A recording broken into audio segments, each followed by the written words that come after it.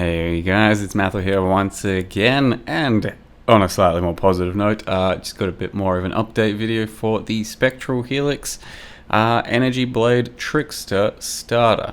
So it was sort of going to be Spectral Throw and Spectral Helix at the same time, but it just feels a bit better to be pure Spectral Helix, I think.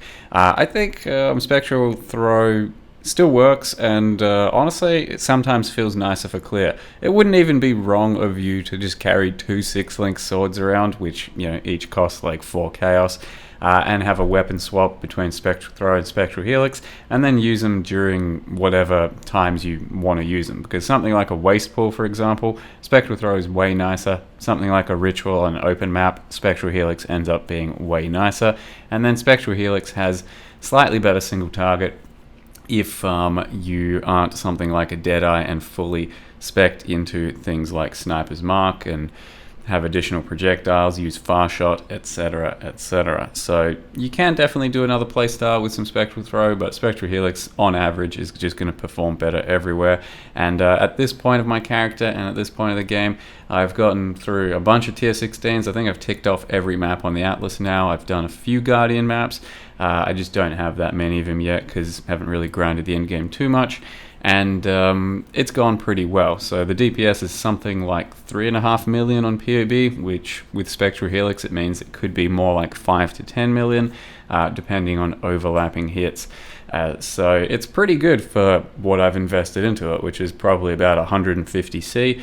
There's nothing too special going on in this character. It was getting a Ghost Wraith, which I'm still using. That's a 1C armor. And it's really, really tough to beat for maximum energy shield on a character, that is. And then Shav's Ring, which is a few chaos, and then just some good fine-tuned pieces of like jewelry, that sort of thing. So there's nothing crazy in the build for expenses, and it doesn't really perform in any crazy capacity. I wish I could have had a little bit more energy shield, a little bit more life, but it's really tough to do that while still maintaining a decent bit of DPS. But overall, I see this as a fairly successful starter and a decent success story for the new Trickster. I do feel the new Trickster is going to be fairly damn powerful in many different builds. Like at this stage of my character, I think I have 15% life, energy shield, and mana on kill, which is fucking insane. Like the sustain is crazy. As long as you're attacking and killing something, you basically look like you're never taking any damage, even though I am routinely taking lots and lots of damage. So with something else that's a bit more real and less of a meme, not an energy blade build, I think Trickster can be pretty damn potent. So I expect to make a few, maybe even as a next character. Don't know what I'm going to be playing next yet, but Trickster is far from a meme this patch and this time around. Like I said, it's just a good starter overall, nothing too special, so I really enjoyed leveling through. I did get completely fucked by some arch nemesis. As you can see, this is probably one of the tougher ones I fought, and I definitely still think there's a balance issue there. That's some of the feedback I gave in the last video, some of the feedback I gave to GGG. Personally, that arch nemesis is still just unwelcome, honestly, the rate at which it's at. I think it's completely fair to have the extra node to spec into on your Atlas, so that once you're ready for it, you can spec into it. Things are a bit more interesting, challenging, and rewarding. Until you're ready for it, then it just feels like you're being forced to play a harder version of the game than you were previously playing. I still killed that thing. I had 2 of those essence mobs, probably the toughest mob I had to face up to now, including guardians and all kinds of other bullshit, which is kind of ridiculous. Still killed both of those mobs. They didn't drop too much, but it was some fun little fight, I suppose. Just way beyond my character's capabilities to be able to face tank anything. Helix and this character did pretty damn well on Harvest, so Harvest is fairly thick, and with Arch Nemesis it can be a little bit rippy, but just being able to load up the entire zone with some helixes and essentially face tank thanks to Trickster was pretty good. The overleech from Trickster I didn't really experience too much of. I don't think I got enough energy shield or enough percent leech per second, and it was just helping me negate like a blood rage, something like that. So otherwise you can see the single target against a quest version of Eater of Worlds is there, and likewise against any Guardians and all that. Should be able to take on all endgame fairly smoothly with this setup. Going into the Ubers, I think, is going to be a different story, and that's kinda when we'll run out of steam. By the time I'm doing these tier 16 maps, and I had to run a lot of them corrupted, was dying occasionally because some of the mods are pretty ridiculous, and I'm not extremely thick, just durable enough to be able to do the game in most of its sense. So I think we can do most bosses, just gonna struggle on most Ubers. Maybe we can do some Ubers, but honestly, for what this build is, I'm pretty happy with that outcome. And you can't expect much more for Energy Blade Trickster as a starter on a fairly decent budget.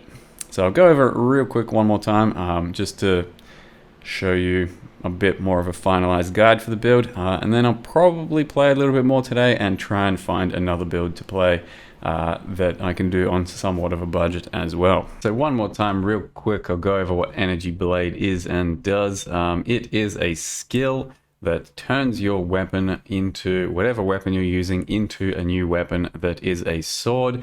It becomes an energy blade, and it gives you lightning damage based off of your energy shield. So we try and get a decent amount of energy shield, which turns our weapon into one of these.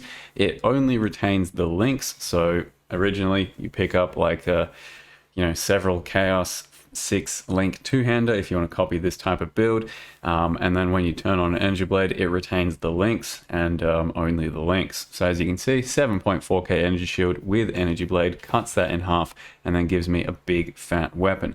The helmet chance still works, quality on energy blade still works, so attaching it to an enhance is a pretty good idea if you can get one of those, but that's all there is to it. So I managed to just get a slightly better Ghost Wraith so I could get better life to energy shield conversion. Picked up a ring to try and fix accuracy and strength.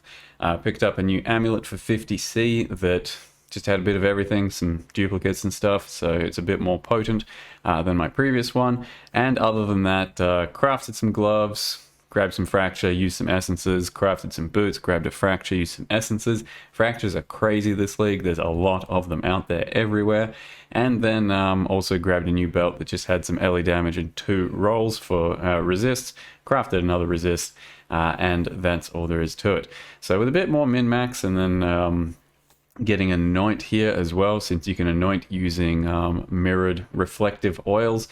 With all that min-max, I went up quite a bit of damage, so as well as that quality on your gems, so quality here, here, here, and then I need to flip that one as well, but I'm not going to level it back up to 20, so I didn't bother.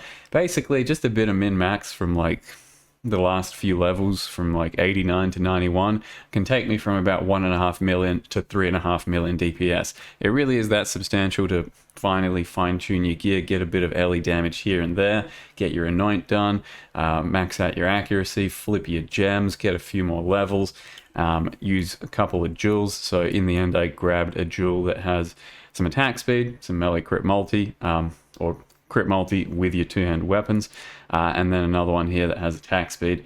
Each of these costs like 5 to 10C. So yeah, it really does pay off to min-max your character. We did have 50 reduced enemy chance to block sword attacks on the sword mastery, which feels really good for Sentinel. Unspec out of that and take the frenzy on hit when you're doing end game encounters. Otherwise, yeah, that's pretty much all there is to it. Trickster feels pretty good, Energy Blade's feeling pretty good, and it definitely can go much higher in various scenarios. Faster projectiles for single target, slower projectiles for faster projectiles for clear, slower projectiles for single target. And then if you're doing Spectral Throw, currently you swap in GMP for your 2 greens, but that's part of the problem. When you do Spectral Throw, you really want to make sure you end up eliminating GMP and having another support, and that's where Deadeye comes in. So you can also do an alt quality for Spectral Throw for 1 additional proj. That still isn't going to be enough for clear, but it will help with single target to just have 2 projectiles instead of the 1, and then you can definitely become more of a Spectral Throw build that way. So it becomes pretty cool. big spectral throw energy blade thing, but you do have to do a few different things to make it work compared to Helix, which doesn't really need anything except for a bit of extra proj speed. Yeah, I think that's all there is to it. So decent little starter, not the best in the world, not going to be for everyone. A lot of people don't like Helix, and that's understandable. And if you want to do some other skills, it's a bit tougher because you will have to spec a bit more into them, like lightning strike, shit like that. You do need strike range, you do need additional strikes, and we don't currently have any of that. So yeah. Anyway, hope you guys enjoyed the starter. Hope you guys are having a decent enough league despite all the shit that's happening. A few steps in the right direction for patches, so hopefully more to come. Thank you very much for watching, and see you next time.